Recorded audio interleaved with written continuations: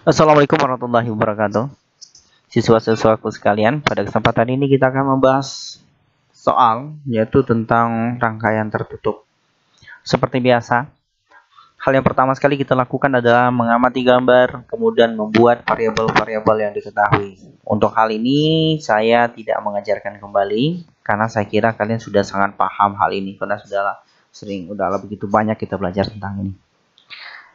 Oke, E1-nya 20 volt ya, E2-nya 12 volt, R1-nya 5, R2-nya 5, dan R3-nya itu 10.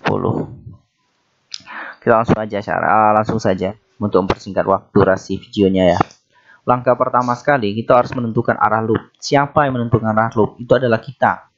Mau ke kanan, mau ke kiri, searah jarum jam ataupun berlawanan, itu tergantung kita, sang pengerja soal. Yang kedua, kemudian menentukan arah arus. Arah arus itu biasanya itu mengikuti arah titik-titik yang sudah ditetapkan di soal. Kayak dalam hal ini ada titik A, B, C, dan D. Artinya arah arusnya akan mengikuti perputaran itu. Jadi arah arusnya yaitu ke kanan. Oke. Setelah itu, setelah menentukan arah loop, saya di sini menentukan arah loopnya yaitu ke kanan atau searah jarum jam. Mana arah loop? Yaitu garis-garis merah yang berada di dalam rangkaian. Arah arusnya mana? Ada garis tanda panah yang di atas gambar. Dan ingat aturan kita begini ya. Ikuti arah loop dari titik A. Harus mengikuti dari titik A. Jika searah loop, maka arus wajib positif. Jika melawan wajib negatif. Untuk tegangan, jika ditemui kutub negatif, maka negatif gitu. Jika ditemui kutub positif, maka positif. Yang saya maksud di sini adalah tegangannya ya. Maka tegangan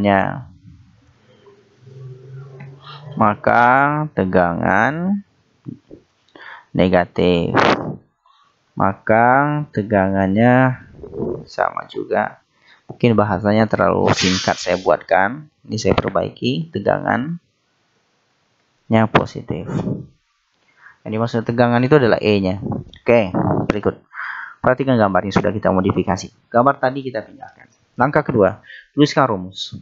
Ini rumus dasarnya yang ada di catatan kalian. Rumus dasarnya simpel sekali, yaitu sigma E plus sigma I kali R itu wajib sama dengan 0. Oke, kita mulai dari titik A. A ke B itu ketemu dengan E1, tetapi di E1 yang ditemui terlebih dahulu adalah garis pendek ini. Garis pendek ini menyatakan kutub negatif, maka E1 menjadi min E1. Kita jalan lagi dari B ke C, tidak ada ketegangan. C ke D, kita bertemu dengan E2.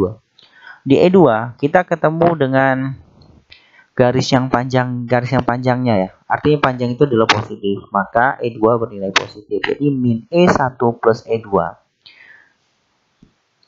Garis merah yang di dalam menyatakan arah loop, garis merah yang di luar menyatakan arah arus. Ternyata arah yang sama-sama ke kanan, maka I bernilai positif. Bukan ke kanan ya, searah jarum jam. Bernilai positif, maka I pun bernilai positif. Untuk nilai R-nya tinggal dijumlahkan saja. Jadi min 20 tambah 12 plus 1, R1 tambah R2 tambah 3 itu 5 tambah 5 tambah 10 sama dengan 0.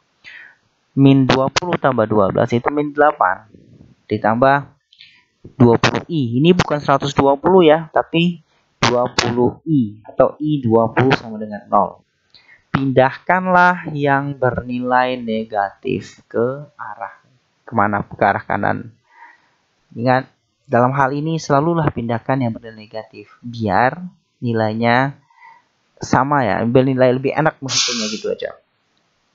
Oke, berarti 20i sama dengan 8. Kok 8? Min 8-nya kemana? Karena min 8-nya tadi sudah pindah ruas, maka tandanya hilang. Jadi tandanya berubah. Tanda berubah menjadi plus 8. Maka I sama dengan 8 dibagi 20, hasilnya 0,4 ampere. Oke, untuk tegangan antara titik A dan C. Untuk tegangan antara titik A dan C, kita bisa memilih dua jalur. Bisa jalur A, B, C, bisa juga jalur A, D, C. Tapi ingat, kita selalu memulai dari titik yang ditanya. Kayak di sini tegangan AC, artinya kita mulai dari titik A gitu ya. Oke. kita mulai dari jalur ini ya. Baik dari jalur ABC ataupun jalur ADC, nilainya wajib sama gitu. Kayak kita mulai dari jalur ADC, artinya kita mulai dari titik A dan berakhir di titik C. Pak, kok E2-nya malah bernilai negatif? Karena kita berjalan dari A menuju D menuju C. Jadi A berjalan menuju C ketemu dengan E2, yaitu ketemu dengan garis pendeknya, yaitu ke sumbu kutub A dengan kutub negatifnya, maka E2 bernilai min. Lah Pak, kok I-nya menjadi min juga? Bukan rumus di atas dari plus, ini adalah rumus. Perubahannya tergantung dari gambaran. Jalur kita kan ADC, jalurnya ke bawah atau jalurnya ke kiri, tapi arusnya malah ke kanan. Jadi berlawanan, maka I bernilai negatif. Nah, sini saya jelaskan juga kenapa E2 negatif, karena kita melewati jalur ADC. Kutub negatif kita temui dahulu. Kenapa bernilai negatif? Karena melawan arah dari jalur ADC gitu ya. Kenapa I bernilai negatif di sini? Sudah saya jelaskan juga. Saya perbesar ini biar nggak ada kesalahan. Oke, ini juga saya perbesar biar enak. Ini ya perbesar.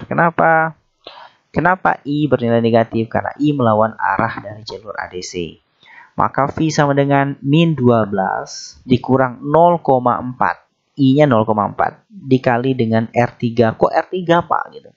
Karena antara jalur ADC cuman ada R3, nggak ada yang lain. Oke, maka min 12 dikurang 0,4 dikali 10 sama dengan min 12 min 4 sama dengan min 16 volt. Nah, untuk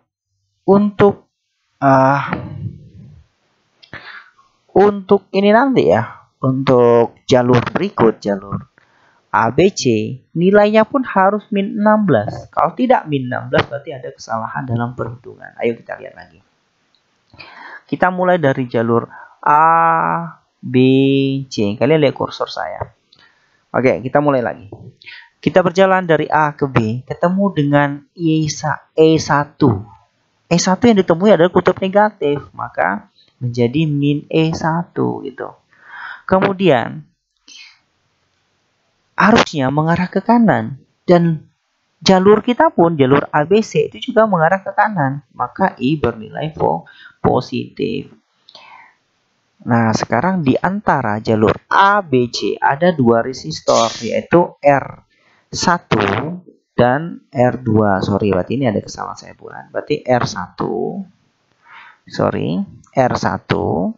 dan R2. Nah, sekarang kita masukkan. E1-nya itu bernilai 20, min 20. I-nya, waduh, ini ada juga kesalahan saya ketik. Ini plus ya, sorry. Min 20 plus 0,4.